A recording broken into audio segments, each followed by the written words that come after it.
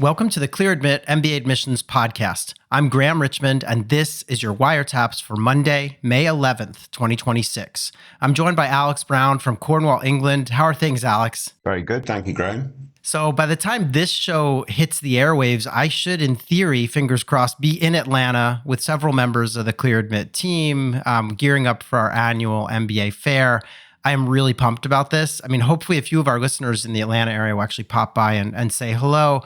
But yeah, it's I'm so excited about this. It's going to be a lot of fun. 25 schools, partners like GMAT and Forte and the consortium and Leland, Juno. So all of the best schools and all of our partners are going to be at this event. It should be a lot of fun. I'm going to say you are with the best of the best. Yeah. Yeah. So hopefully you're enjoying it. Yeah. I know it's very stressful putting all these events on, but my real wish is that you all and our team really enjoys it, because it says a lot about Clear Admit that you're able to assemble the best of the best in our industry in one place.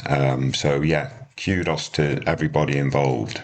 Yeah, no, and it's been a lot of fun organizing, and I will try to smell the roses while I'm in the throes of running panels and everything. But in the meantime, Alex, we've got a show to get to here, and this week we've got some news and notes about new hires and new roles over at Berkeley, Haas, and Carnegie Mellon.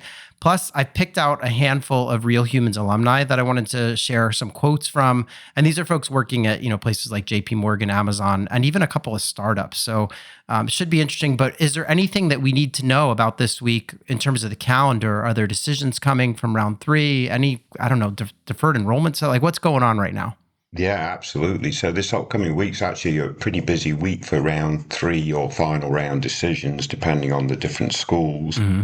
But they include Wharton, Kellogg, McDonough, Boston College, Caroll, Yale, Sloan, Anderson, Foster, and Washington Olin are amongst the schools releasing decisions, and application deadlines for these later rounds are still rolling out. So Rotman, Boston College, Carroll again, and Vanderbilt, Owen have application deadlines this upcoming week. So it's still not too late to apply for some folks. Yeah, and I know some of the schools that we're getting together with in Atlanta this week, I remember some of them were like, oh, thank God it's this week, because they're all in committee, I guess, last week, figuring out, who's getting in for round 3. So there you have it. I did want to mention, obviously talking about Atlanta, but later this month on May 19th, 20th, 26th, and 27th, each of those days at noon Eastern, we're going to be doing our application overview virtual event series. And I'm going to sit down with, I think it's 19 or 20 schools taking part.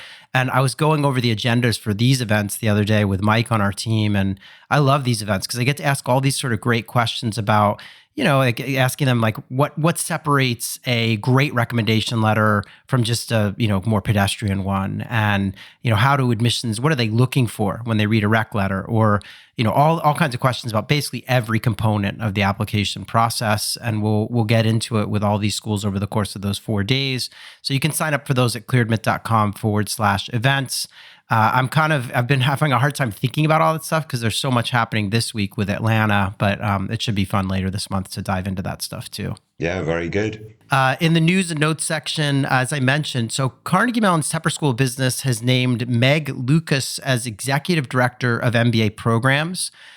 She's been at Tepper before, and it says that in her new role, Lucas will lead the strategic, operational, and student-facing aspects of the MBA portfolio.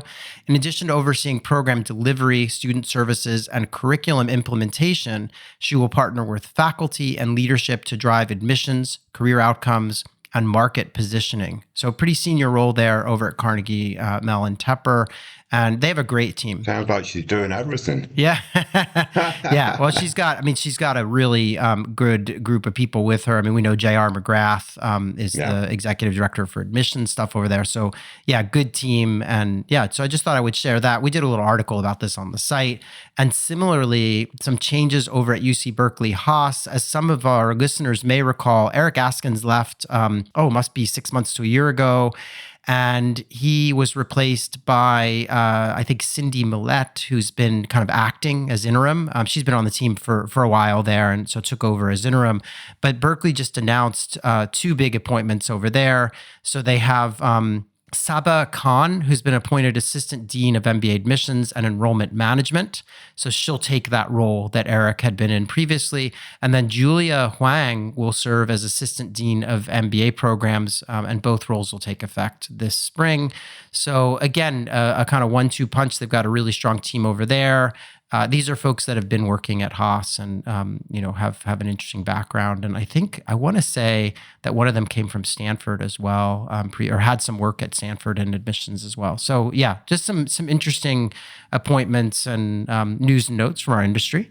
Yeah, and we'll probably see some more of this movement over the summer, as typically it is the summertime when admissions teams sort of are in a bit of flux in terms of personnel moving in and out. So yeah, let's see what happens over the next several months. Yeah, absolutely. Other than that, I did want to share, we continue to profile alums from top MBA programs who are out there in the world working at companies that are often big time companies, or, in some cases, startups doing the entrepreneurial route. So I wanted to share a few of those folks this week again, and some great quotes from them. So we have Max, who did his MBA at Notre Dame, Mendoza, graduated a few years ago, and he's now a vice president at JP Morgan Chase.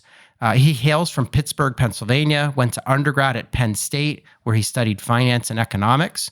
Before business school, he had worked at PNC Bank, which is a major bank in Pennsylvania and increasingly in other parts of the U.S. as well. And he'd done, it looks like he'd done 4 years in total there, doing both kind of associate type work, but also he worked as a market research consultant for them. In financial services. And obviously, as I said, now he's at JP Morgan. He's been there for a couple of years. And we asked him, is there one thing that you would change or do differently as part of your job search?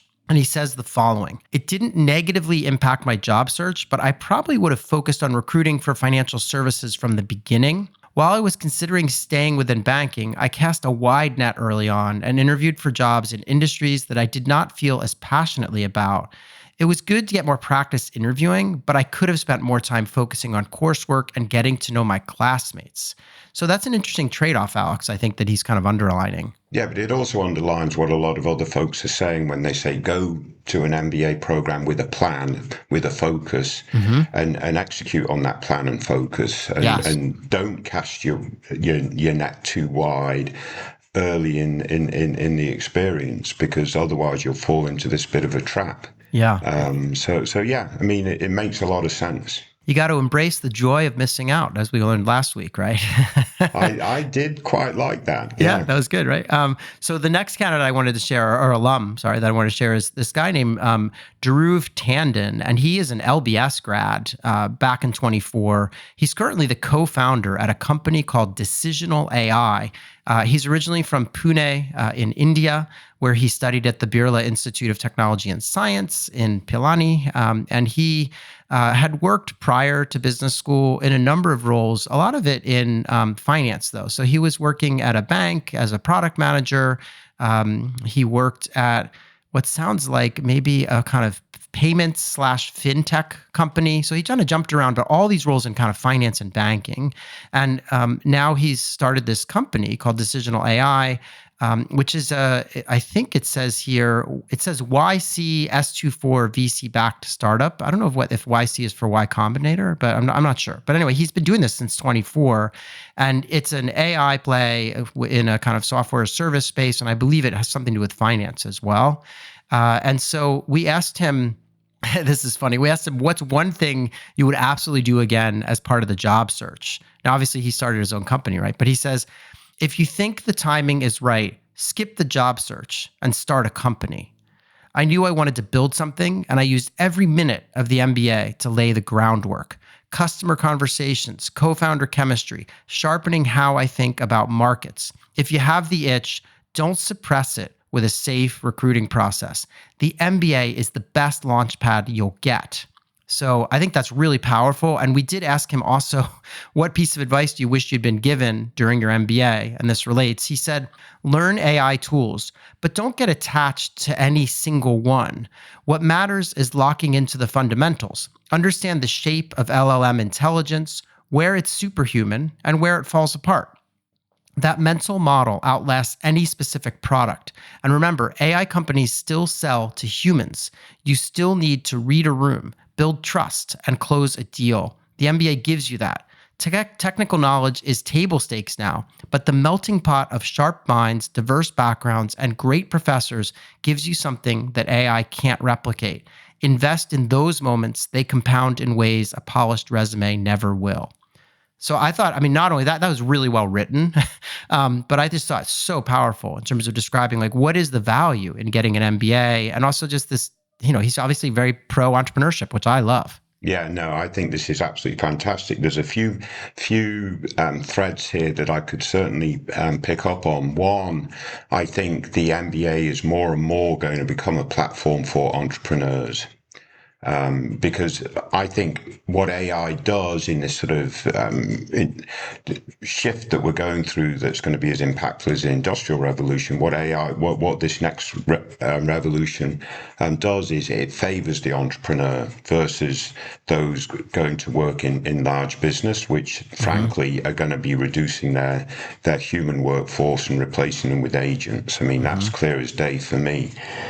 So this makes perfect sense. And I love the idea of really understanding the models and how they work, rather than just understanding the tools. And frankly, I spent a lot of time myself trying to do that, but I'm also learning tools. So as we know, as we've had lots of conversations, I'm really into learning about Claude Cowork, Claude Code, and experimenting with these tools, right? So whether it's coming up with a chess app, which I've done recently, or some other stuff. I mean, these are fascinating times. But to be an entrepreneur, I think, yes, those with entrepreneurial aspirations, you wouldn't find a better time. Yeah. Agreed. Yeah. So anyway, great comments out of that candidate or alum, sorry, at LBS. Yeah.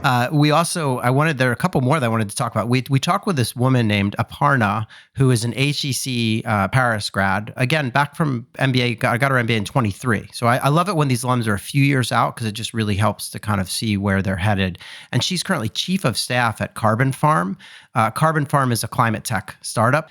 She's 34, studied law as an undergrad, and she's focused on, finance and sustainability when she did her MBA. And we asked her, is there anything you would change or do differently as part of your job search? And she said, I would actually start earlier in building relationships within specific sectors and companies, rather than relying too heavily on formal recruiting channels. So I think that's kind of an interesting comment. And then she also added, we asked for a piece of advice that she wished she'd been given, and she added, don't optimize for the perfect job on paper. Optimize for learning, exposure, and trajectory. Your first role post-MBA is just the starting point.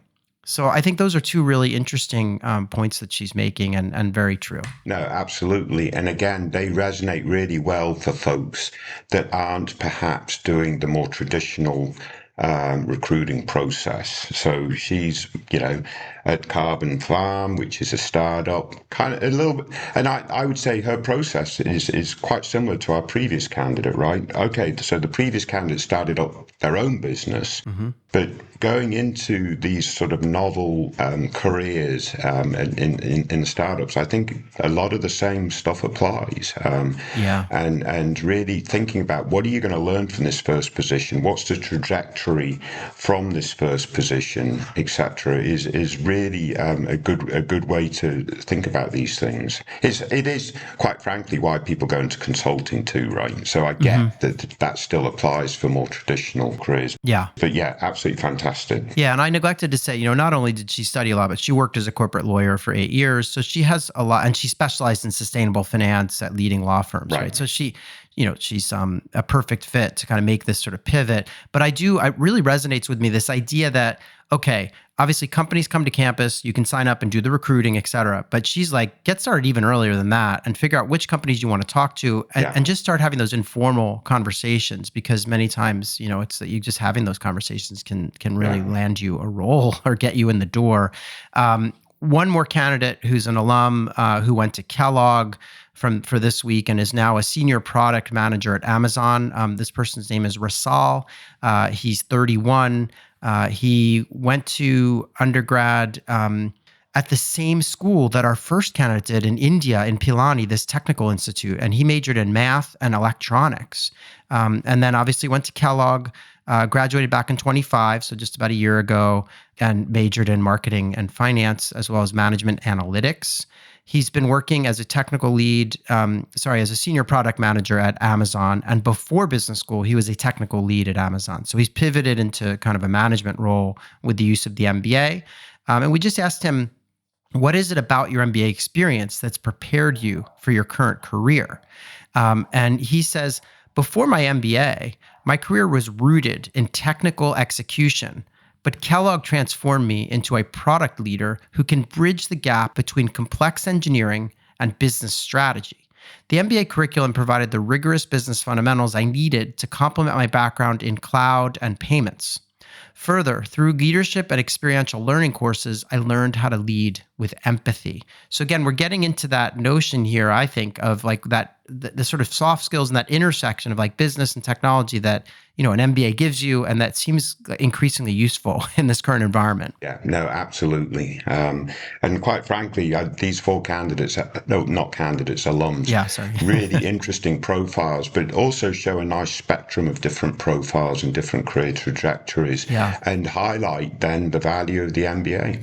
Totally. Brilliant. Yeah. So those are the kind of news and notes and stuff from the site that I wanted to share this week. If you want to write to Alex and I, just write to info@clearadmit.com. Use the subject line Wire Taps. We love getting your mail, so please keep it coming. Otherwise, Alex, I think you picked out ApplyWire entries this week. So we've got some prospects, people who are thinking about going to business school, and they want our take on their candidacies. So should we move along with that? Let's kick on. All right. So this is Wire Taps candidate number 1. So our first candidate technically posted to LiveWire, but it was essentially like an ApplyWire type entry where they asked for a profile review. This person indicates that they're interested in Duke, but they also have a bunch of other schools. So they have Emory, Wharton, Ross at Michigan, Kellogg, and Harvard Business School. So all these schools are on their list. They have a 3.96 undergraduate GPA. They have yet to take a standardized test, but they are studying right now for the GRE. And they said they're aiming for a 320 score. They currently work in the airline industry, and they're hoping to sort of pivot out of that and into a consulting role, ideally with McKinsey, Bain, or BCG. And then in the longer term, they're saying they would go back to aviation, but as an experienced leader. So, and that makes a lot of sense, right? You do some consulting work for a top firm and then return to an industry that you have a lot of deep expertise in. The other thing they mentioned is that they're just kind of wondering about their odds and, you know, like whether they'll get into one of these schools on the list and how they should approach the upcoming application season. I mean, the first thing that I just should mention here is that they're in Atlanta, so the first thing they should do is come to our fair, and which is tonight if you're listening on the day we air this. So hopefully they'll come to the fair and get a head start. But what do you make of their candidacy overall? Because I know you had posed some questions to them, and you know you did have some thoughts. Yeah, I mean, I do actually think this is probably a reasonably strong profile overall. I mean, you get a 396 GPA, that's good, right? I mean, that shows real dedication over 4 years to the academics, et cetera, et cetera. So I really like that. And if they can show that they also have, you know, really strong work experience, can show impact and growth at work, et cetera, then they're really starting to set up what I would consider to be a really strong overall profile. We don't really know what their interests outside of work. So obviously, if that can help elevate their profile a little bit too, that would be good. I just think that they're under playing this GRE. So if they get a 320 GRE, yeah, fair enough. They'll probably get into some of these programs they're targeting because, again, they've got a really strong undergraduate degree. They've probably got really good work experience in the airline sector, et cetera, et cetera. Their plans make sense with consulting back to the airline industry in a leadership capacity. So that all makes sense. But I think, you know, if you've got a 396 GPA, that tells me you're smart. smart, you're dedicated, etc., then go and blow that GRE out of the water. Spend some time and really make sure that they get their best GRE score. Not just get over a hurdle here, but really maximize. So if they can complement their 396 GPA with a 328, 330 GRE, then the top end of the schools that they're targeting come into play more significantly, I would say, Graham. Yeah, I could not agree more. You think of their school list, they have 6 schools, and some of the schools might be fine with a 320 on that list. But when you start to talk about Harvard or Wharton or something, it'd be nice to see them creeping up into the high 320s. I also think this could impact scholarship dollars, right? So, absolutely. It's a, short-term sacrifice for a potentially substantial gain in terms of where they get in, but also how much scholarship they get. The only thing I will add is that they mentioned they want to work at McKinsey Bain BCG in the South.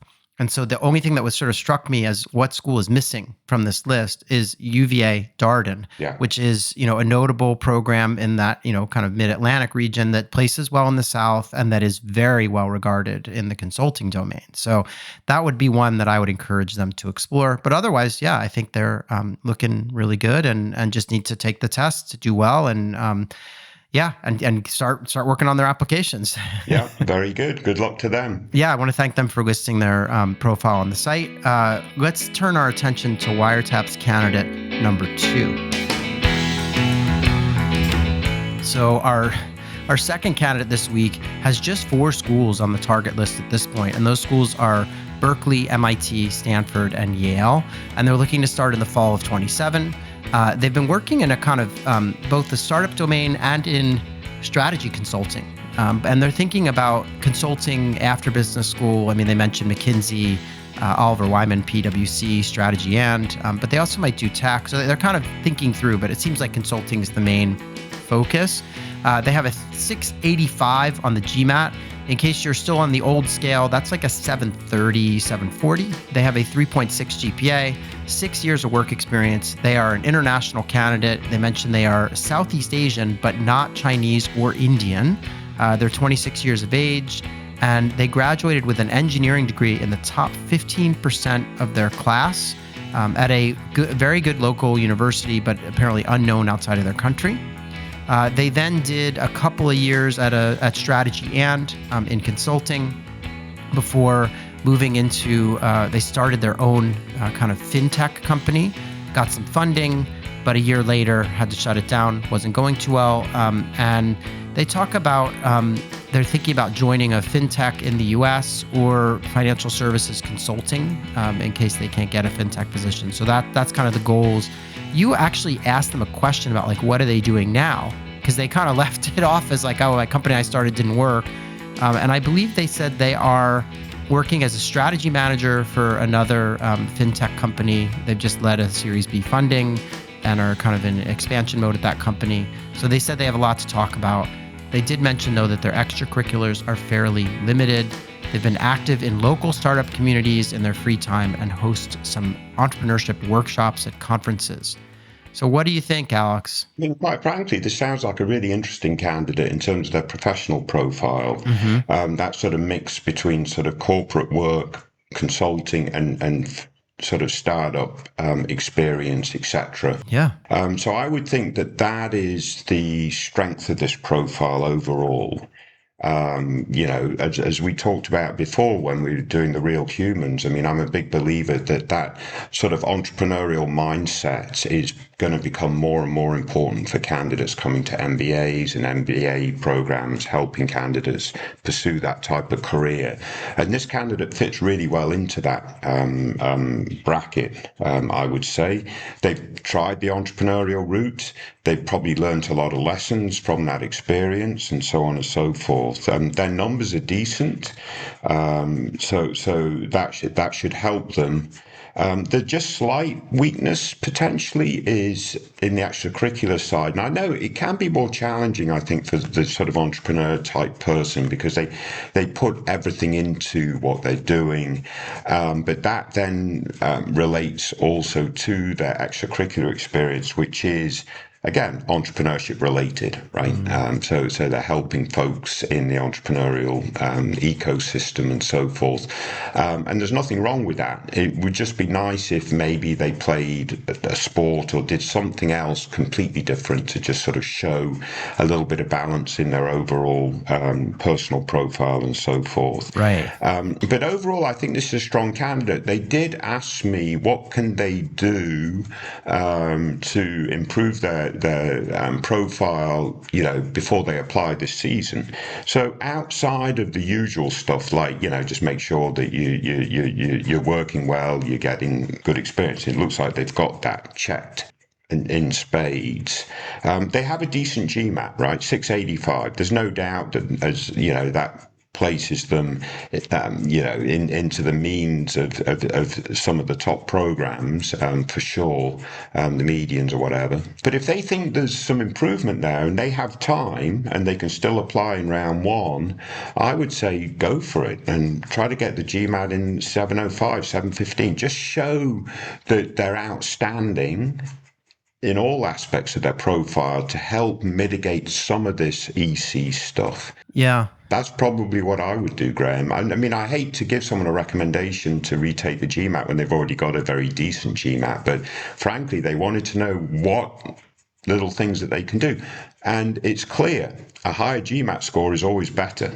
Right. Yeah, there's nothing wrong with it. Yeah. I guess one of the things that struck me is when I looked at the schools that they're targeting, MIT, Berkeley, Stanford, especially, these are kind of slightly smaller programs for the top, among the top schools, and with typically very low acceptance rates. I mean, Haas is a little bit under pressure because of it being a state school, so there's lower tuition if you're in state, and so that seems to result in pretty high application volume. So I was just a little worried that they're kind of casting a pretty narrow net. I mean, Yale is on their list too. But yeah, as you say, better test score wouldn't hurt. I think their test score obviously is certainly fine for now, but I do worry about them having a limited number of extracurriculars. And as you said, just none of those extracurriculars seem to be different than their kind of work. Right. And I get it. Yeah. When you're running a company, starting a company, even one that fails, like you're busy, right? Probably even more so when it's not doing well, because you're trying to save it, right? So I get that, but it would be nice to add some color to the mix, because otherwise they're a Southeast Asian engineer with a 3.6 and a 730. And, that's a fairly common kind of profile in the pool especially for these top schools, right? So, yeah. In any event, I agree with you though. They have an interesting story to potentially tell. I think that'll come out in the essays. But yeah, maybe take another shot at the test. It wouldn't hurt, and get moving with some of the extracurriculars, I would say. Yeah. All right, I want to thank them for sharing their profile. Let's move on and talk about Wiretaps candidate number 3. So our final candidate this week is applying to the M7 plus London Business School. So that's Chicago, Columbia, Harvard, Wharton, Stanford, Kellogg, and MIT, plus LBS. They have been working in finance, and they wrote finance technology, and they're hoping to do consulting after business school or possibly banking. They listed both, so we'll get into this in the news and notes here section of their post. They have a 715 on the GMAT, which, that's obviously a really, really high score. In fact, we were just talking about how the previous candidate, if they could nudge up into that domain, that's in the kind of, I think I want to say 760. It's like a 99th percentile on the test, right? So it's a really, really good score. They had a GPA of 9.16 out of 10 as an undergrad, 5 years of work experience. This candidate is from India. They want to land in the US after business school, and they basically, have a undergraduate in information technology. They, I guess, have been working as a machine learning engineer within a bulge bracket investment bank. They've been doing that for about 3 years, and they say they would have almost 5 years at the time of matriculation. They've been given a lot of awards for high impact innovation. They actually, won like a, most innovative project award, et cetera. They also, have been helping the company in what seemed to be very impactful ways. Like they engineered an agentic AI system to automate some customer support. So lots of good stuff happening at work. They are also active with something called Youth Parliament, been recognized for leadership in simulated legislative environments, and they, have developed skills in that domain and been doing that for several years, it seems. They would love to go into investment banking in the short term. So it sounds like even though they listed consulting and banking is the number one choice. And they would love to, do that in a domain that's covering tech or fintech type companies. So in any event, they've had this banking experience, but on the technical side, right? They're an engineer, and they're looking to switch to the front of the house, if you will. And then in the long term, they're hoping to find executive leadership roles within the global financial services ecosystem. So Alex, what do you make of this candidate? Fantastic. I mean, their skill set in machine learning as a machine learning engineer and working on agentic projects, et cetera, is going to be really well sought after by companies, period, I would think. So the world is their oyster in that regard. They're sort of like you say, they're working on in the back office, I suppose you could call it, for a bulge bracket bank, and they want to flip over to the front side, and I think that's absolutely doable in their case. They have really strong numbers, 715 on the GMAT, 9616 GPA, which I just assume is a really high score. High school there, lots of awards at work, gotta love that. They're doing some extracurricular stuff with the youth parliament. So, I think that schools are really going to like this profile. They really do need to apply in round one just because of that potential for overrepresentation. India, origin with highly technical skills and so forth. So as long as they target round one, that would be my only real push. But yeah, I think they've got a really, really strong profile. You might argue that maybe they need to just add a top 16 or whatever into the target school list because they've only gone M7 plus LBS. But still, I think this is a really strong candidate. Yeah, I tend to agree. I mean, on the one hand, you could say, oh, it's another engineer from India, and they want to go from back of the house to front of the house. So these are common things, but 715 on the GMAT, 9.16 GPA, 5 years of experience by the time they matriculate. And it sounds like all with the same bulge bracket bank, lots of accolades and awards at work, and some interesting extracurricular. I think that parliament work they're doing where they're it sounds like it's a, kind of simulating legislative environments that's kind of particularly interesting because they're an engineer and so they're getting that more qualitative sort of maybe public speaking, et cetera. So yeah, I love this candidate. I think if they apply in round one, go for these top schools, I think they'll come up with something. But obviously, wouldn't hurt to think about, is there anything outside of that group that would be a good fit? And I think they could also stand to potentially narrow this list. If they know they want to do, investment banking, then the list may shift a little bit. So I would encourage them to explore placement stats across these programs, because some of the schools on their list here, whether it's a Booth or a Columbia or Wharton, might rise to the surface when it comes to investment banking. Yeah. And others, if they're in search of a school that's outside of the top, 7, they might look at a Cornell or something, right? There are schools that do really well in investment banking, or Stern. Yeah. I would say they should look at Stern and Cornell. Yeah. And the key here is round one is their best shot. Right. Because they're overrepresented. So in round one, they need to really think about how many schools can I apply and just make sure that I have a balanced portfolio of schools. So I would still include in round one a Stern or a Johnson or both, along with, like you said, Columbia, Wharton, and Booth, and so forth. And that would make a lot of sense to me. Yeah, I agree. So in any event, they're in good shape. They just need to kind of refine that list and get to work. But I think they're, obviously there's a lot to like with this candidate. Yeah. I want to thank them for sharing their profile. Alex, thanks for picking these out. After all these weeks of talking about people's outcomes and where they should go, it's been fun to get back into the mode of talking about people who are applying for next cycle. So I guess we're kind of turning the corner and starting to look towards next season.